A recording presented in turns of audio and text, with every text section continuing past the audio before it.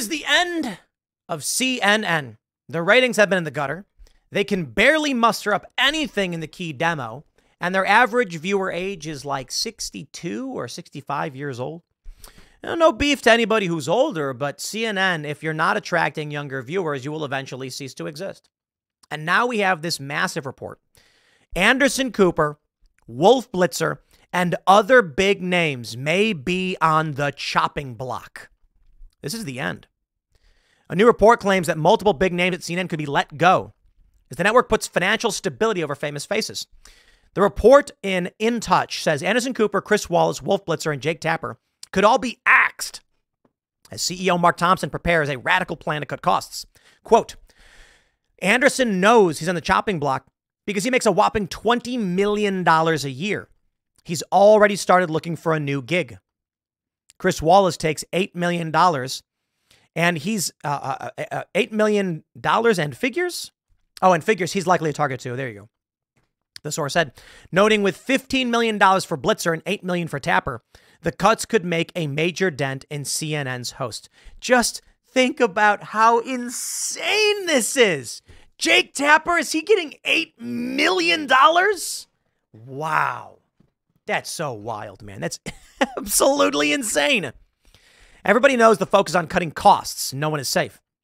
The report said most contracts for major CNN hosts will not expire until after the election. CNN is trying to keep up the news landscape and become a digital-first provider. It makes sense for them to pursue anchors who have already established a presence there, especially if TV becomes history in their portfolio. I'd like to point out the history is here before us, ladies and gentlemen. Look, it's podcasting right now, and it will change, and it's entirely likely that we too go the way of Blockbuster Video and CNN. And I got no beef. I'm not ragging on CNN for aging out, but they did fail to adapt to a market, and that's it. That's the end of it. Change is never easy, but I've been struck, blah, blah, blah, blah, blah. Bye-bye. Thompson sent a memo to the staff about changing economics of television and the need for a more sustainable economic footing for CNN. Anderson Cooper's style of video doesn't work, and it won't work on the internets. Here's the reality. Anderson Cooper could succeed on YouTube because YouTube will prop him up, but you put Anderson Cooper in the fray and he will be annihilated. First of all, the left is not going to support him, and the right's going to prove him wrong. That's just it. CNN's had their moments.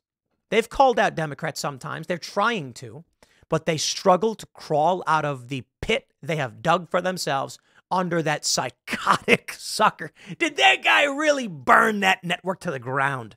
He said, reality TV is the way to be. That's how we're going to make money. Setting fire to it. Destroying CNN. It's a 5-point plan. It makes sense, said sources. In other words, there is no plan. But we are really planning to make lots of plans. And rest assured, there are lots of people overseeing the plans, blah, blah, blah. I'm going to play a video for you. And I want to explain to you exactly why it is that CNN is imploding. Okay, Will Ripley, I'm sorry. This is the stupidest thing. I'm going to play this for you. And I want you to tell me what the story is about. Here we are. Actually, let me jump ahead so we can get to the point where Will begins talking. And here we go. It's a good time to be Taylor Swift, Sarah, but Singapore's culture minister is saying that he's bound by a non-disclosure agreement. Nonetheless, he is moving swiftly to deny rumors that there's this exclusive love story, $3 million per show, according to some rumors. Singapore saying the actual figure not as high as sparks fly, but Singapore was fearless in luring Swift, and they went into this with their eyes open, looking at Taylor's huge fan base. Flights to Singapore reportedly packed with Swifties this week. It's like welcome to New York in the skies. And this is not exactly the great war between nations, but there is some bad blood between especially Singapore's neighbors, Thailand and the Philippines, both of them saying to Taylor, you belong with me. But Singapore saying, shake it off, guys. This likely won't be Taylor's last kiss in Southeast Asia. Not a blank space in the house at those 6 sold-out shows this week in Singapore. If you do have tickets, you are the lucky one. Swifties say they're ready to party like it's 1989, screaming, long live their queen. One friend who was at the concert over the weekend said they were screaming a little too loud, a 12-year-old girl screaming the lyrics of every song in a non-musical way. But I told him, hey, this is what you came for. Okay, that was mostly incomprehensible. Now, I read the news, so I know what the story is basically, But let me explain to you what you just listened to. Will Ripley. Holy crap.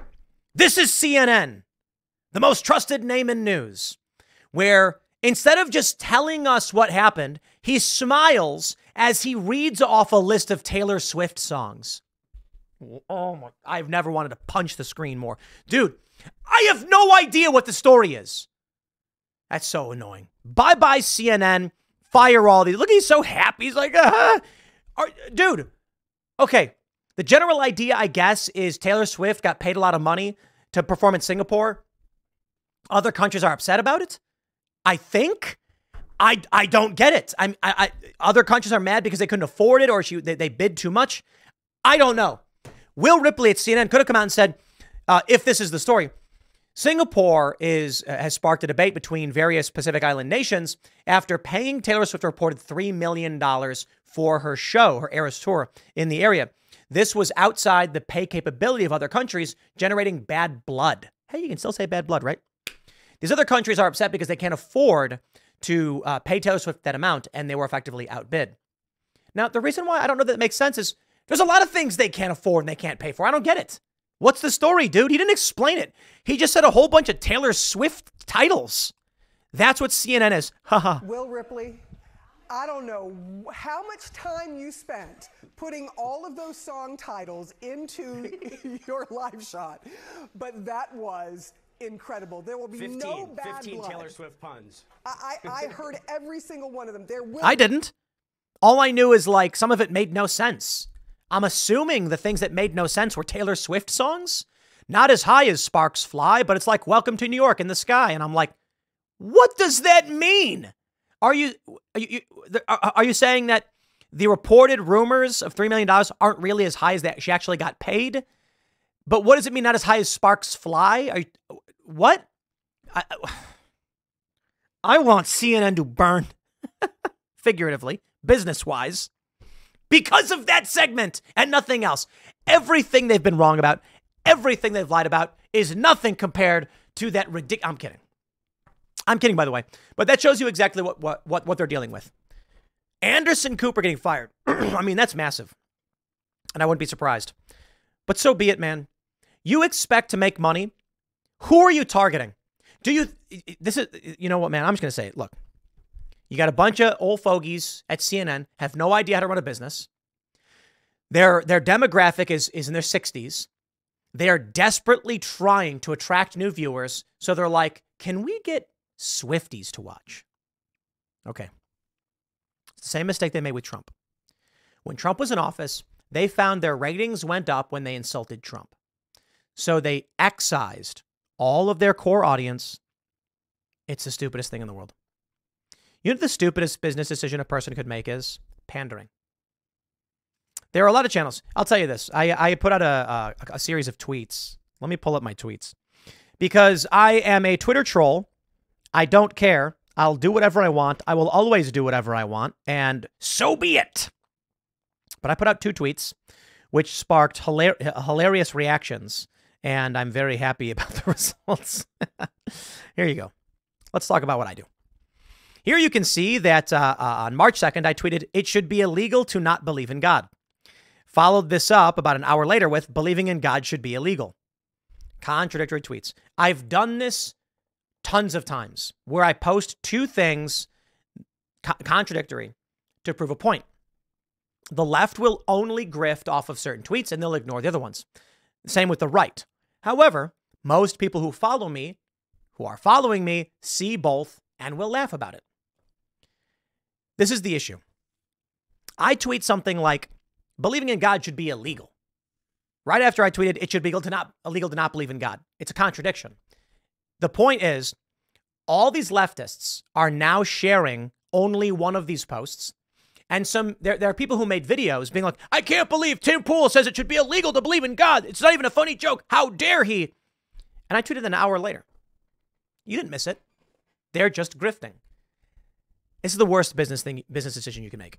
I have an audience, so I'm going to say whatever they want to hear. Now, I've had numerous instances where we've lost subscribers. I've lost followers because I've said, no, here's what I believe. Don't know, don't care. And then people will chat and be like, Tim thinks he's right all the time. I'm like, well, I trusted myself enough that if the audience is mad at me, but I really do believe it, I'm going to keep saying it. You know why? The worst thing you could do is pander. And I'll tell you why. CNN panders to the anti-Trump crowd. What happens? People like me stop watching. Then Trump loses in 2020. And you can argue that Trump actually won, whatever. My point is, he's not in the White House. Whatever the battle was, Trump did not get the power. Okay? Now that Trump is no longer in the front of everything, CNN desperately tries to maintain that Trump narrative, but doesn't work. Nobody cares anymore. He's not the president. He's just a regular guy. And then they started bleeding viewers. Why? Well, they had already lost all their moderates, all their honest, rational people. And now that there's nothing to pander to, they all started leaving as well. I would rather have an audience of people who disagree with me periodically, tell me that I'm wrong, but watch knowing that I'm saying what I truly think and believe, despite the fact we may disagree. I would rather not have a group of people who think Tim's only saying this to get views. He doesn't actually believe it. He's a liar. And then not want to follow the show. If I were to pander and I could have just tweeted it should be illegal to not believe in God and say, come on, Christians, come on, conservatives, come join the show. What's the point of that? I don't actually believe that it should be illegal or illegal. I think God exists, but I was making a point about, how people react and how they choose to isolate their bubbles. Now there are two different versions of Tim Pool that exist in two different spheres. It's fascinating. Not to mention, I pointed out I'm trying to beat Jack Posobiec at his own game where he made the joke that we almost ended democracy on January 6th. And I was jealous. I was like, how did Jack get all that press attention? These people are nuts. Anyway, my point is this. CNN dug their own grave. So be it. I'm looking forward to seeing them collapse. There may come a time when Timcast no longer exists, and that's a reality because this company that we have is very heavily built upon the personality of me. We have other projects. Other things do make money. Castbrew.com, for instance, sells coffee and is doing very well thanks to all of you who buy it. And we sponsor, guess who we sponsor? Alex Stein, Primetime Stein. He's got his own coffee blend, 2 times caffeine. And we sponsor his show on The Blaze.